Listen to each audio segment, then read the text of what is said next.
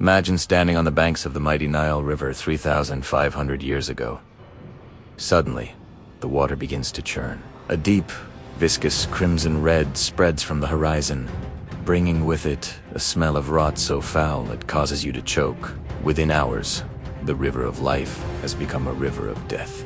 This is the first of the legendary 10 plagues of Egypt. For thousands of years, this was told as a story of divine wrath. But what if a hidden ancient Egyptian scroll, currently housed in a museum in the Netherlands, proves that these events were real, but their origin was something far more terrifying than a miracle? The secrets within the Apur Papyrus are about to reveal the eco-apocalypse that brought an empire to its knees.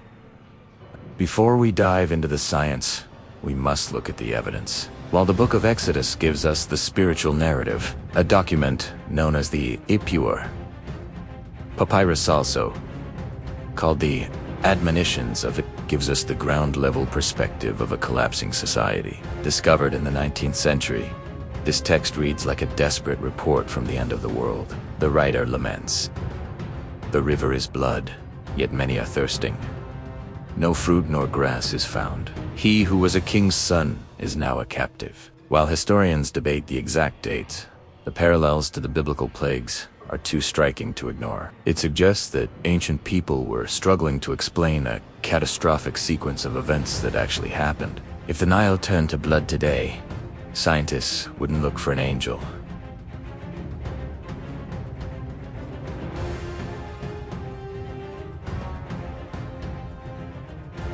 They would look for an apocalypse. There are two leading theories for the first plague. The first, Isaramful algal bloom. Under specific climate conditions, toxic microorganisms can multiply rapidly, turning the water deep red and stripping it of oxygen. When these organisms die, they release toxins that kill fish in massive numbers, creating a toxic, stinking soup. But there is a more dramatic geological explanation. The eruption of Santorini. This cataclysmic volcanic event sent ash plumes across the Mediterranean. Ash containing iron oxide could have fallen into the Nile, reacting with the water to turn it blood red and acidic. This wasn't just a change in color. It was the trigger for a biological domino effect. If the water is toxic and the fish are dead, what happens next? The creatures that live on the edge of two worlds have to make a choice. Once the Nile became a toxic graveyard, the second plague was inevitable.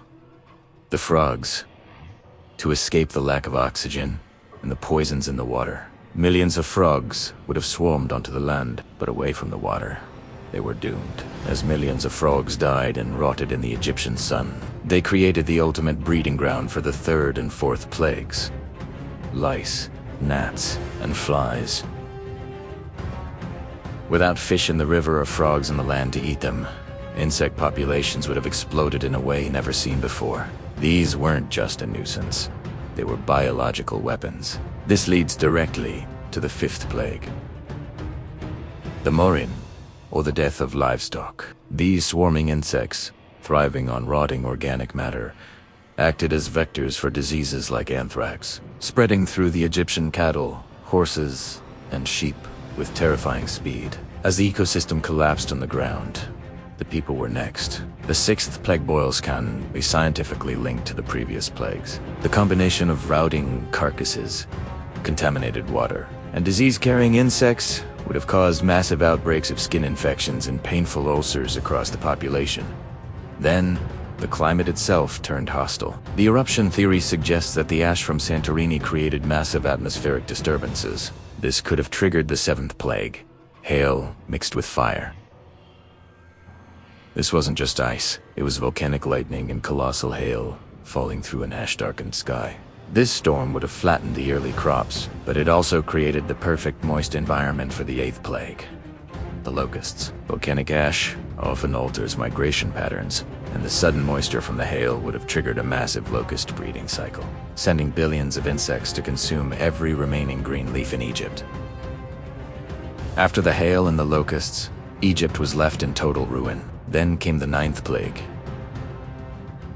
3 days of darkness. This darkness that could be felt met the description of a dense volcanic ash cloud, or a Khamsin, a massive dust storm triggered by the climatic chaos. It was so thick it blotted out the sun entirely, but it is the final, most terrifying plague, the death of the firstborn, that has the most shocking scientific explanation. Follow the logic.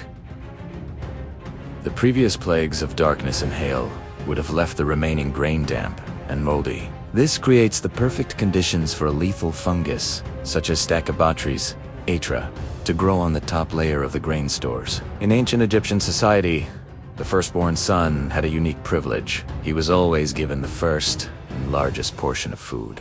In a time of famine, this privilege became a death sentence. By eating the top layer of the contaminated grain, the firstborn sons unknowingly ingested a lethal dose of meat, dying almost simultaneously, while those who ate later or from deeper in the store survived. When we look at the Ipuwer papyrus and compare it with modern environmental science, we see that the story of the 10 plagues isn't just a myth. It is a historical echo of a catastrophic ecological collapse. It shows us how vulnerable even the greatest empires are to the delicate balance of nature. So, here's the question for you. Do you believe these events were a divinely orchestrated miracle to prove a higher power? Or were they the most devastating climate-driven chain reaction in human history? The distinction matters because one teaches us to trust, while the other warns us of our own fragility. Tell me your thoughts in the comments below. If you want to see the actual fluid dynamics behind the parting of the Red Sea, make sure to watch our next investigation right here.